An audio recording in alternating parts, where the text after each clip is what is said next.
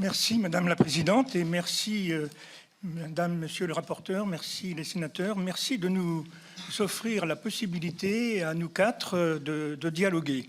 De dialoguer parce que finalement les occasions existent mais elles ne se concrétisent pas comme il le faudrait.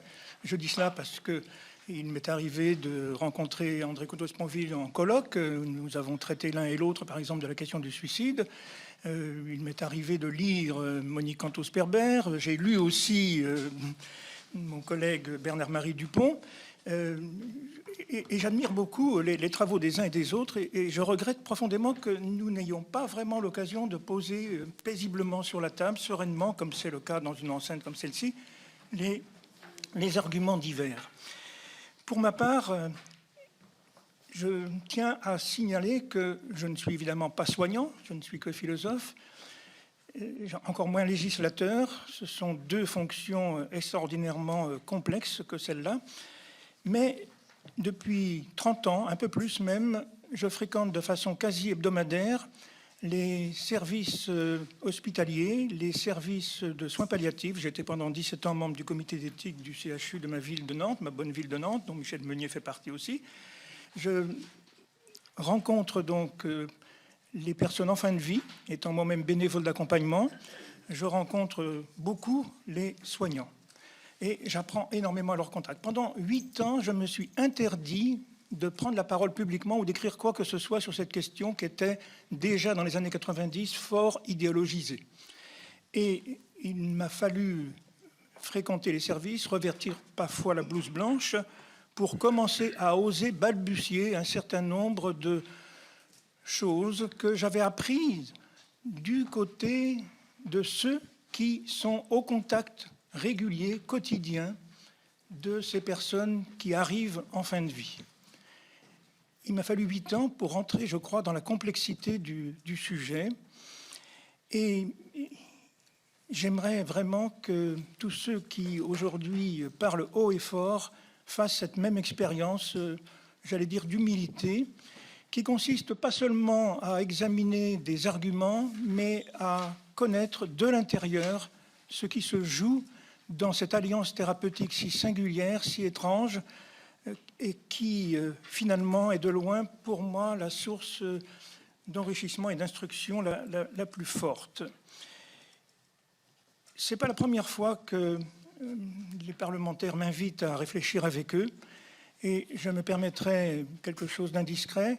J'ai énormément appris de la part de 2 d'entre eux avec lesquels je suis resté en contact. D'une part, le député de droite Jean Leonetti et d'autre part, le député de gauche, Parti communiste français, Michel Vaxès. Il est mort en 2014. Nous étions en accord absolu, complet sur ces questions où lui-même parlait de rupture civilisationnelle quand il s'agissait de légaliser le fait de donner la mort. Évidemment, je ne veux pas me donner la facilité, ayant parlé après les autres, de reprendre un à un tel ou tel argument que j'ai entendu auparavant, mais enfin, je ne vois pas comment une société peut instituer un droit de l'homme qui serait le droit au suicide. Là, je reconnais que les bras m'en tombent philosophiquement et juridiquement. C'est une liberté, bien entendu, celle que Montaigne honore par ses beaux textes sur la clé des champs. C'est une liberté individuelle, comme diraient les juristes, mais ça n'est pas un droit. Un droit nous fait muter de monde. Nous ne sommes plus du tout dans le même registre. J'ai beaucoup apprécié tout à l'heure d'avoir entendu cette différence éthique, parce qu'en effet, elle est très forte entre le geste euthanasique et le geste qui consiste à fournir un poison mortel à quelqu'un. Ces 2 cas différents, je suis bien content d'avoir entendu André Comtot-Sponville le dire aussi, parce que j'avais cru lire parfois que pour lui, l'euthanasie, c'était pas autre chose que l'aide. J'ai même trouvé la formule quelque part. L'euthanasie n'est qu'une assistance médicale au suicide. C'est pas ce que j'ai entendu tout à l'heure et je m'en réjouis. Ça n'est pas la même chose. Ça n'est pas la même chose, ça ne pose pas le même type de problème. J'en veux pour preuve, moi qui étais la semaine dernière en visioconférence avec les médecins autrichiens qui viennent depuis 1 an de légaliser le suicide assisté. Je viens d'en avoir le témoignage et la preuve que ce n'était pas du tout la même chose, parce que aujourd'hui, non seulement les médecins, mais aussi la société autrichienne tout entière est tout à fait hostile à une légalisation de l'euthanasie. Ils admettent le suicide assisté, mais ils refusent avec la dernière énergie qu'il s'agisse aussi d'euthanasie, y compris dans des cas extrêmes où la personne n'aurait pas les moyens elle-même de porter le poison mortel à sa bouche. C'est d'ailleurs ce qui se passe aussi dans les 10 ou 11 États des États-Unis qui aujourd'hui ont légalisé le suicide assisté. Le médecin est épargné de ce genre de geste létal. On ne lui demande pas de le faire. Et s'il le faisait, d'ailleurs, il serait sanctionné par les tribunaux. L'euthanasie et le suicide assisté, ce n'est pas du tout la même chose, parce que ce n'est pas la même dynamique qui s'installe. Je vous recommande de lire le dernier article dans mars-avril de la revue du droit de la santé, un article de Yves-Marie Doublet, qui montre très clairement que le suicide assisté concerne 0,6% des cas de mort assistée donc en Oregon. Alors que dans des pays qui ont légalisé l'euthanasie, il n'y en a pas beaucoup. Canada, Benelux, Espagne, c'est tout. Enfin, du côté de l'Océanie, c'est un peu plus compliqué. Dans ces pays-là, même si on s'en tenait aux chiffres officiels, on est dans des proportions 4 à 5 fois plus élevées d'euthanasie.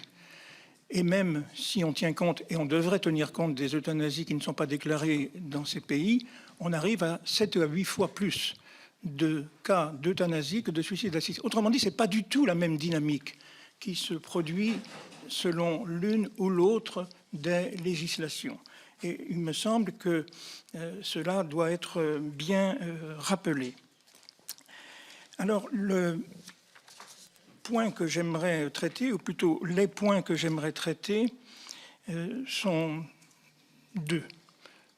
D'abord, m'interroger sur la notion de soin. Qu'est-ce que soigner veut dire? Et ensuite, devant une assemblée comme la vôtre, je le fais timidement, mais qu'est-ce que faire la loi veut dire? Qu'est-ce qu'un législateur? D'abord, l'euthanasie est-elle un soin? Je l'entends dire, et les bras m'en tombent. Parce qu'il me semble qu'entre philosophes de bonne volonté, nous devrions au moins nous entendre sur le vocabulaire, sur le lexique que nous utilisons. Je suis très reconnaissant, je le cite à nouveau, à mon voisin André Comte-Sponville, d'avoir osé publiquement dénoncer l'usage falsificateur du mot de dignité dans cette affaire. Comme il le dit très très bien, ça n'est pas une affaire de dignité, c'est une affaire de liberté. Et en effet, ça clarifie, ça simplifie le débat. Arrêtons d'utiliser ce mot de dignité pour dire qu'il y aurait des morts dignes et d'autres qui ne le seraient pas, mais où va-t-on? En revanche, il me semble qu'il y a un accord, un consensus à obtenir sur le lexique. Je crois qu'il y a non pas simplement un problème lexicographique, mais il y a un problème d'éthique du lexique quand on utilise des mots aussi forts que le mot de soigner. L'euthanasie est-elle un soin? Le soin médical, alors je laisse de côté la question du suicide assisté ici. Le soin médical, chacun en conviendra, c'est guérir quand c'est possible et soulager toujours. Je le dis d'une formule très ramassée pour que, au moins, on ne rentre pas dans la complexité de celle de l'Organisation mondiale de la santé, qui est d'ailleurs, à mon avis, tout à fait parfaite en son genre, et qui d'ailleurs indique que, justement, de la façon la plus claire, que donner la mort n'est pas un soin. Ça, c'est... Il faudra, si un jour on dit ça, il faudra quand même demander à l'OMS de réviser un peu sa définition, ce que je ne souhaite pas. Pourquoi est-ce que l'euthanasie n'est pas un soin? Eh bien d'abord parce qu'elle ne complète pas l'accompagnement, elle l'arrête.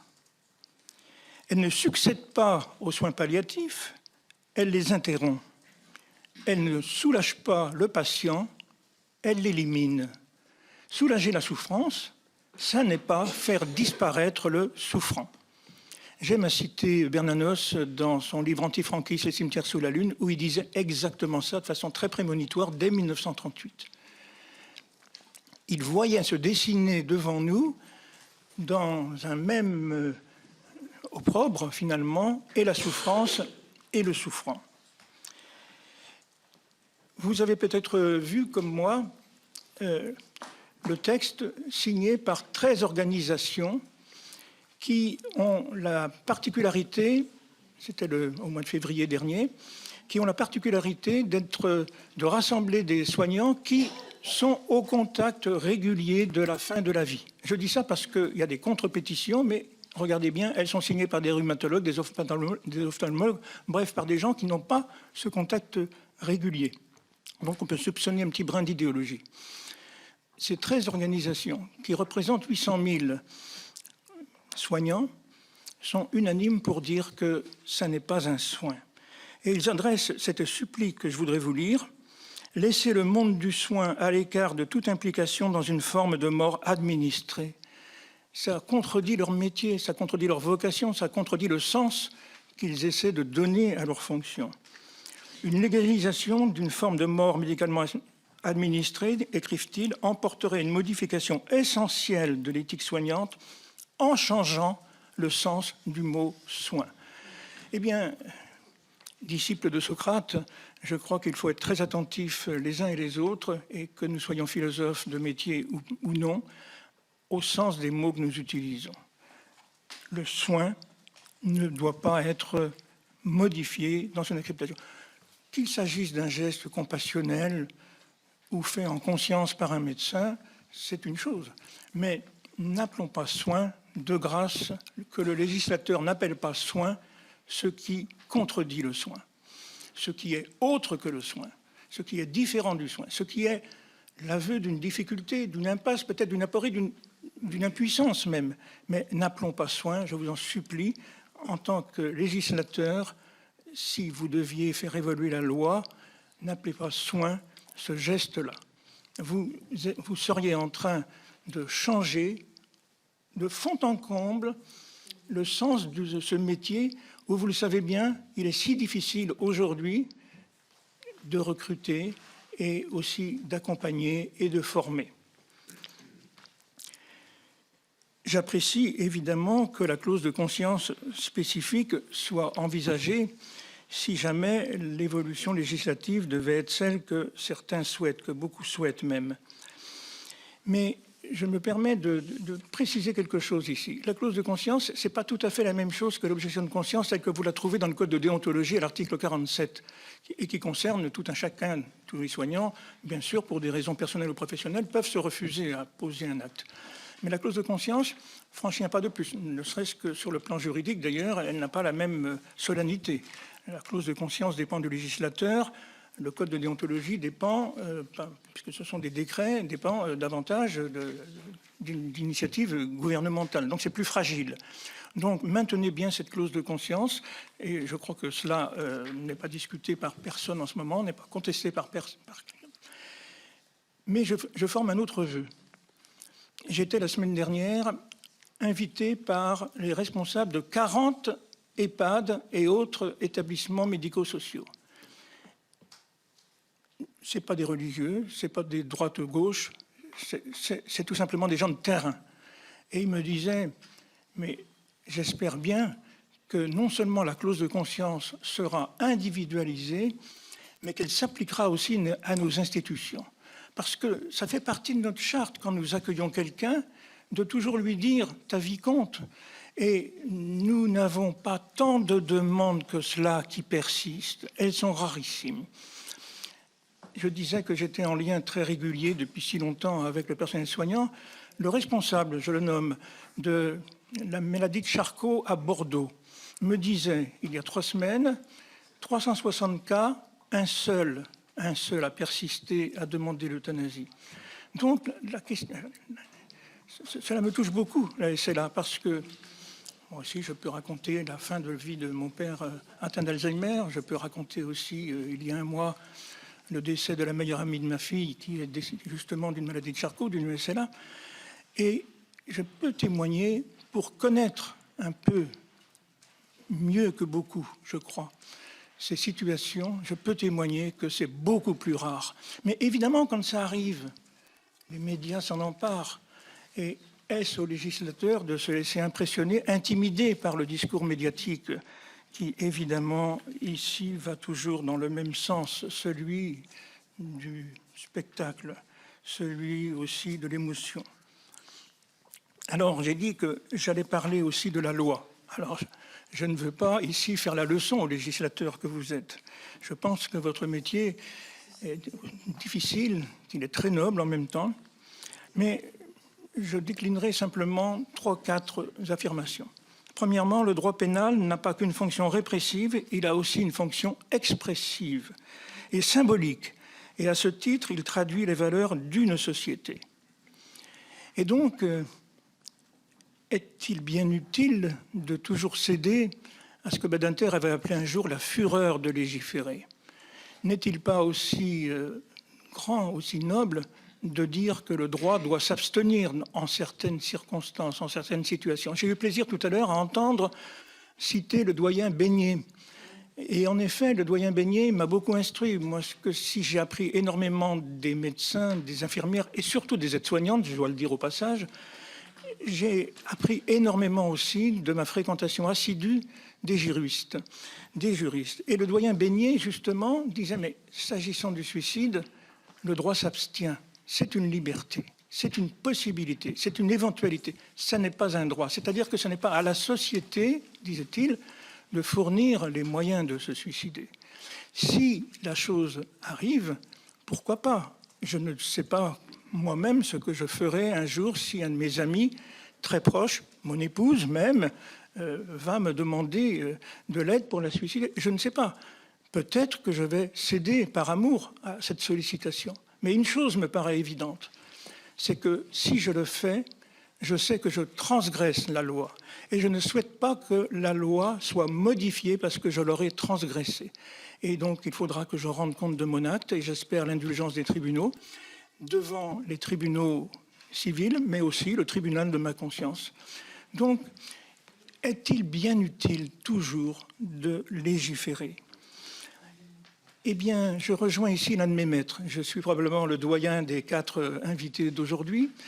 Et j'ai eu la joie, le plaisir de travailler avec Georges Canguilhem. Georges Canguilhem, un jour, s'est exprimé sur cette question. Georges Canguilhem, il était médecin et philosophe. C'est pour nous une grande référence en matière de réflexion sur la santé. Georges Canguilhem a eu cette formule « en ces affaires compliquées » où quelquefois le médecin se trouve seul à seul avec son patient, eh bien, il est nocif de légiférer. Il peut être nocif de légiférer. L'autre grand philosophe auquel je dois beaucoup, c'est Paul Ricoeur, je vais le citer tout à l'heure. Mais auparavant, je voudrais mentionner ce grand juriste du Code Napoléon, Portalis, qui disait, dans un siècle, il n'y a que 3 ou 4 lois qui sont destinées à perdurer. Parce qu'on veut toujours bricoler. On ne s'aperçoit pas que chaque fois qu'on modifie une loi, on enclenche des processus qu'on ne maîtrise plus. Et rendez-vous compte, nous en sommes depuis le 9 juin 1999, le 4 mars 2002, le 22 avril 2005 et le 2 février 2016, nous en sommes à 4 lois en 17 ans, laquelle va durer. Et nous voulons en faire une 5e. Est-ce bien raisonnable? Est-ce bien utile? Ne légiférer qu'en tremblant, disait un autre grand juriste, le doyen Carbonnier. Et donc, le législateur doit aussi, me semble-t-il, savoir se retenir. La loi, telle que je l'entends, telle que mon travail universitaire autour de la philosophie politique me l'a appris, la loi, elle est générale. C'est Aristote qui le dit, et c'est un fondateur, je crois, en la matière. La loi, elle est générale. Si elle commence, si peu que ce soit, à rentrer dans les détails, eh bien, elle n'est plus exactement la loi. Lorsque la loi Leonetti a été votée le 22 avril 2000, enfin, a été promulguée le 22 avril 2005, vous savez sans doute, puisque vous connaissez tous ici le dossier, que les actes médicaux, c'était l'article 1er, ne devaient pas être poursuivis par une obstination déraisonnable. Je trouvais la formule excellente. Fallait-il aller plus loin?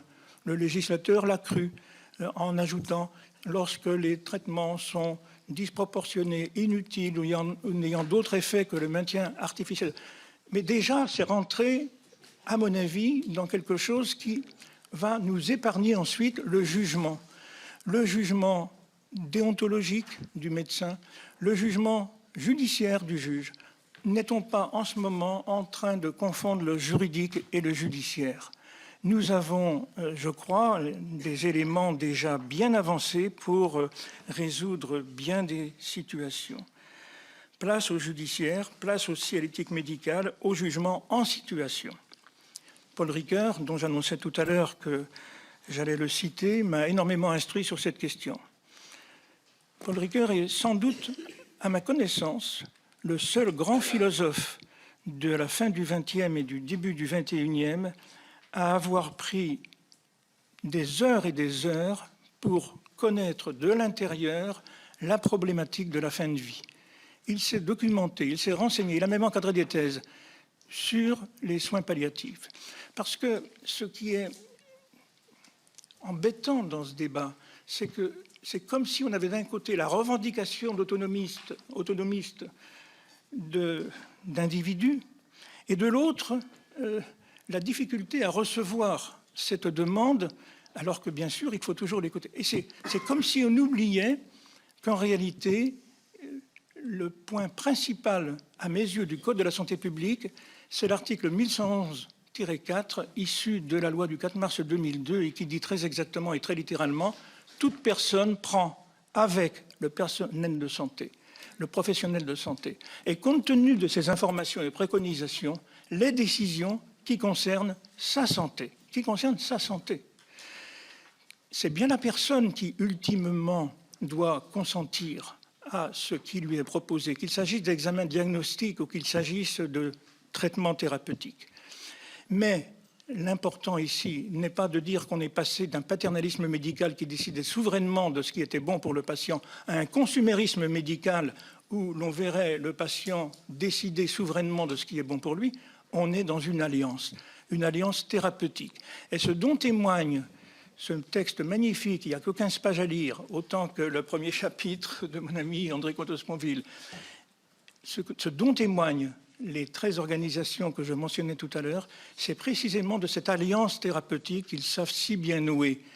Et ils savent nous dire de l'intérieur que lorsque la culture palliative est bien avancée, que lorsque la formation est bien faite, eh bien, les exceptions ne sont plus que de 0,3%. La seule étude chiffrée que je connaisse donne ce chiffre de demande d'euthanasie qui persiste. Alors 95%, 90% des bien portants veulent la légalisation de l'euthanasie, mais 0,3% qui sont réellement dans la situation et qu'évidemment aucun sondage n'ira tester, ce serait indécent, mais on peut au moins écouter les équipes soignantes, eh bien 0,3% la réclame. Et encore, il faudrait voir à chaque fois comment dire. Alors, encore une fois, interdire, ça n'est pas empêcher. Et c'est là que je crois qu'il ne faut pas que la loi se mêle de trop de choses. Et il faut laisser faire ce que j'appelle la conscience morale et aussi le jugement du juge. Alors, j'ai préparé la citation de Paul Ricoeur que je voulais vous donner. Elle est pour moi une boussole. S'il faut avouer... J'ai eu la chance, le privilège de m'entretenir beaucoup avec lui de cette question. S'il faut avouer que les pratiques clandestines d'euthanasie sont inéradicables, ce que je crois, dans aucun pays, la loi n'a empêché les zones grises et même on peut aller plus loin. Selon les 2 études scientifiques dont je dispose, l'une est en anglais, l'autre est en français, il y a plus d'euthanasie clandestine en Belgique, proportionnellement à la population, qu'il y en a en France. Il y en a en France, bien entendu. S'il faut avouer que les pratiques clandestines d'euthanasie active sont inéradicables, et si l'éthique de détresse est confrontée à des situations où le choix n'est pas entre le bien et le mal, mais entre le mal et le pire, alors même le législateur ne saurait donner sa caution. Le législateur ne saurait donner sa caution. Et il ajoutait, Paul Ricoeur, « A-t-on oublié la réflexion d'Aristote sur l'équité confiée aux sages lorsque la loi, trop abstraite et trop générale, ne peut plus prononcer une parole de justice dans une situation concrète marquée par l'urgence et la détresse ?» Le dernier philosophe que j'aimerais citer, c'est Chesterton, philosophe britannique, qui, dans un livre sur l'eugénisme paru en 1922, avait eu cette formule que j'ai voulu placer, en épigraphe du livre que j'ai préfacé, de soignants belges qui disent pourquoi ils ne pratiquent pas l'euthanasie, l'envers du décor, je l'offrirai au rapporteur. J'ai voulu placer cette phrase de Chesterton qui dit « Une loi produit toujours des fruits bien au-delà de ce qu'elle avait cru circonscrire au départ ». Il le disait déjà à propos de l'eugénisme en 1922, il le redirait nécessairement aujourd'hui. Ce que je redoute, c'est qu'en répondant à une demande que je ne conteste pas dans le corps social, mais qui n'est pas une demande médicale des personnes réellement, dans l'immense majorité des cas, en souffrance, en répondant à une demande, on crée en même temps une offre. Qu'il me soit permis ici de dire que dans l'EHPAD où ma maman a décidé d'aller, et elle va avoir 100 ans bientôt, si jamais d'aventure elle apprend que c'est une offre qu'on lui fait, parce que forcément elle lit les journaux, elle regarde la télévision, comment, moi, son fils, mes frères et sœurs, qui l'accompagnons au quotidien, nous allons nous continuer à lui donner le goût de vivre. Ce qui pourtant est pour un fils par rapport à sa mère, vous en conviendrez, non seulement un devoir, mais tout simplement la preuve d'affection que nous devons. Je redoute que la normalisation des esprits qui est en cours en ce moment, au Canada en particulier, où 7% des décès sont pratiqués par euthanasie, en Belgique, où ça croît régulièrement, où les restrictions de départ sautent les unes après les autres, je redoute que, en effet, nous rentrions dans une civilisation qui n'est pas celle que Michel Vaxès, que je veux encore citer ici un peu lourdement, parce qu'un athée de gauche, c'est quand même quelqu'un qui n'est pas suspect de rouler pour le Vatican. Et donc, je trouve qu'il faut faire attention à ce que l'on est en train de mettre en place en matière de modification de nos représentations. Voilà, je ne vais pas abuser davantage du temps de parole, mais j'aurai plaisir à dialoguer et avec les sénateurs et surtout aussi avec mes collègues. Merci beaucoup. Alors, j'ai pas mal de collègues évoqués. Monsieur Ricot. Merci Madame la Présidente. Alors, je ne vais pas abuser du temps que vous me laissez ici, parce que tout simplement, j'avais prévu que nous n'aurions pas le temps. Et donc, j'ai envoyé hier soir à nos administrateurs une contribution écrite me permettant de dire des choses que je n'ai pas le temps de dire ici. Et puis, j'offre aux rapporteurs, pas à tout le monde, mais j'offre d'une part ce livre dont j'ai parlé tout à l'heure, à l'envers du décor, témoignages de soignants belges qui m'ont demandé de préfacer. Et puis j'offrirai aussi le mien, parce que moi, c'est pas en 15 pages, c'est en 350 pages que j'ai essayé de regarder la complexité de la question, où vous verrez d'ailleurs dans ce livre, Madame et Monsieur les rapporteurs, que je parle très peu d'euthanasie au bout du compte, parce que c'est vrai, et c'est un point d'accord avec André Cossos-Ponville, c'est pas la question majeure que rencontrent les personnels soignants d'aujourd'hui. La question majeure, elle n'est pas là, elle est dans l'obstination déraisonnable, elle est dans le soulagement de la souffrance, elle est dans l'insuffisance pas simplement des unités de soins palliatifs qui manquent dans 21 départements, elle est dans l'absence totale de culture palliative dans les études médicales et paramédicales. Et donc, n'y a-t-il pas ici une urgence absolue par rapport à la question qui a été soulevée aujourd'hui? Alors, des noms ont été prononcés. Je voudrais redresser, parce que tout le monde commet la même erreur. Paulette Guinchard a toujours été, n'a jamais varié, partisan du suicide assisté. Regardez les propositions de loi qu'elle a déposées. Elle était hostile à l'euthanasie, elle n'a pas changé d'avis. Elle est allée, en effet, en Suisse. Alors, la question qui est régulièrement posée, alors, c'est pas juste, il y en a qui peuvent aller en Suisse, d'autres en Belgique, etc. C'est une question d'inégalité totale dans tous les compartiments de l'existence. Est-ce que ça veut dire qu'il faut mettre des mécanismes compensatoires pour ceux qui ne peuvent pas aller en Suisse ou en Belgique? Je trouve que ça supposerait résolu la question de savoir si la société trouve très normal que les gens se suicident. Moi, excusez-moi, mais avec les soignants au contact desquels je travaille, quand quelqu'un est suicidaire, on fait tout son possible pour l'aider à retrouver un peu de saveur à la vie, et on ne considère pas que notre métier, notre travail, c'est de l'envoyer en Suisse. Cela dit, une de mes meilleures amies a laissé son mari partir se suicider en Suisse. À la limite, j'aurais été prêt à financer le voyage si elle me l'avait demandé en tant qu'amie, mais en tant que citoyen, Je me refuse vraiment à organiser ainsi des voyages gratuits, remboursés par la sécurité sociale. Donc la notion de l'égalité, je crois qu'il faut y faire très très attention et pas lui faire dire n'importe quoi. J'ai été sensible tout à l'heure à un autre nom qui est passé dans le débat, c'est celui d'Henri Caillavet. Ah, Henri Caillavet.